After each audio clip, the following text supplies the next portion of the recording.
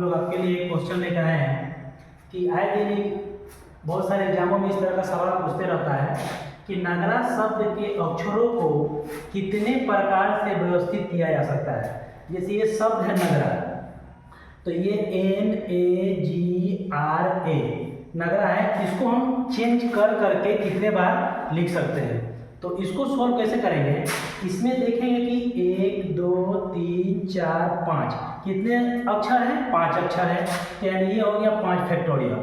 और उसके बाद यहाँ पे देख रहे हैं कि A 2 बार है, A 2 बार है, तो जो 2 बार 3 बार 4 बार जो अक्षर रिपीट करता है उसको नीचे लिख देते हैं और उसको भाग देते हैं। तो यहाँ पे 5 अक्षर है इसीलिए 5 फैक्टोरियल, और A 2 बार आया है इसीलिए 2 फैक्टोरियल। और कोई अक्षर जो है वो दोबारा या तिबारा नहीं है तो वो भी रहता तो उसको भी लिखते हैं। तो यहाँ पे A 2 बार है तो उसी 2 फैक्टोरियल लिखते हैं। अब इसको सोल्व करेंगे तो 5 फैक्टोरियल का मतलब होता है 5 गुने 4 गुने 3 गुने 2 गुने 1, और उसके बाद 2 फैक्टोरियल तो 2 गुने 1, तो ये वाला और ये वाला कट गया, तो ये हो गया 5 चौके 20 20 तियां 60। यानी कहने का मतलब ये हुआ कि इस नगरा शब्द को हम अक्षर को पलट के इसको 60 बार लिख सकते हैं। ये हमारा आंसर हो गया। कि कॉन्सेप्ट किस पे बेस्ड है वो मैं आपको बताता हूँ। ये क्वेश्चन मान लीजिए कि 2 या 3 क्लास में हम देखते हैं कि 2 3 4 ये क्वेश्चन पूछा जाता है कि 2 3 4 को आप कितने बार लिख सकते हैं। तो 2 3 4 को कितने बार लिख सकते हैं समझा के दिखाते हैं। ये हो गया 234, ये हो जाएगा 243, ये हो जाएगा 324, और ये हो जाएगा 342, ये हो जाएगा 423, ये हो जाएगा 432। कितने बार लिख दिए, 6 बार लिख दिए। तो ये यानी कहने का मतलब ये तीनों संख्या को पलट के हम इसको 6 बार लिख सकते हैं। अगर इसी की जगह ABC रहता, इसी की जगह ABC रहता है, इसको भी हम 6 बार में लिख सकते हैं।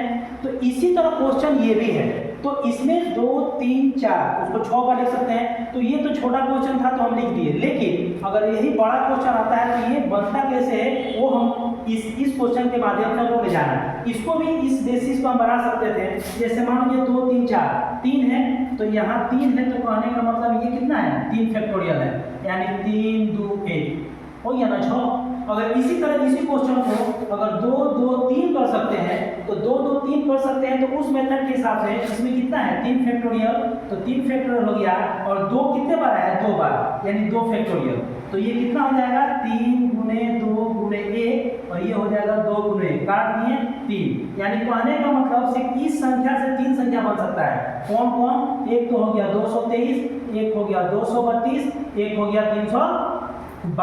अब इसके बाद कोई और संख्या बन सकता है, नहीं बन सकता है। तो ये छोटा डिजिट था, और ये 2 क्लास 3 क्लास 4 क्लास के बच्चों को मिलता है, और इसी क्वेश्चन पे बेस ये हम लोग को कंपटीशन में क्लास में क्वेश्चन मिलता है जो कि रीजनिंग में ये सवाल पूछता है। तो फैक्टोरियल का मतलब यही हुआ कितना भी क्वेश्चन हो, जैसे मान लीजिए कोई और सारे क्वेश्चन इसी तरह आएगा तो हम इसी प्रोसेस के माध्यम से बना सकते हैं। Thank you.